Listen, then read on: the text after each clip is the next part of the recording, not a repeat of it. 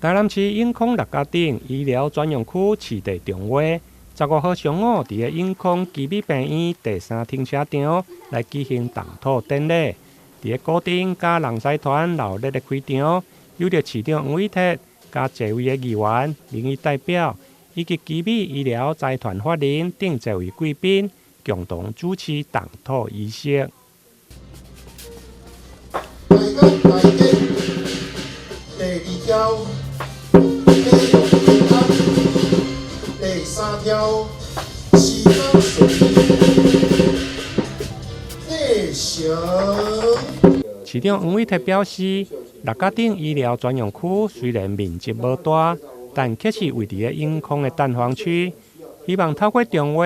互该区过去原本破碎的区块变得更加完整，同时嘛用个改善交通混乱的状况。这个总共区域是4.09公顷，不到4.1公顷。那所以说面积不是很大，但因为它在永康的这个蛋黄区，尤其是医疗蛋黄区、奇美医院重症的这个部分，所以呢，我们有这个压力跟责任，要快一点把这个重划赶快做好。但是因为重划的部分不仅是牵涉到土地划一划而已，有牵涉到公共设施的这个施工跟落实，譬如说道路的开辟、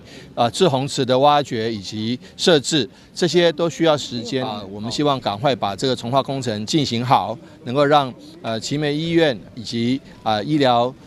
的提供，能够提供给市民朋友最好的医疗服务。为了扩充医疗专用区用地，并且建构完善的公共设施，形成健康的聚落，基美医疗财团法人经过侪档的沟通，将病院邻近地区的主要功能定位做结合医疗产业加生活服务的需求，因此嘛特别感谢市府来开发。感谢市府认同并支持我们扩建奇美医院第6医疗大楼的申请案。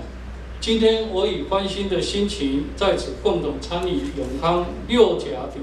医疗专用区市地重划的动土典礼。我们也承诺，重划后之医疗专区将以不增加原有的极限一般病床室及不耗损既有的医疗资源为前提，提供我们云嘉南地区民众最优质的医疗服务品质，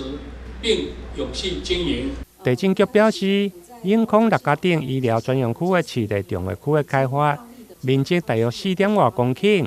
总开发工程费大约是2亿2000万。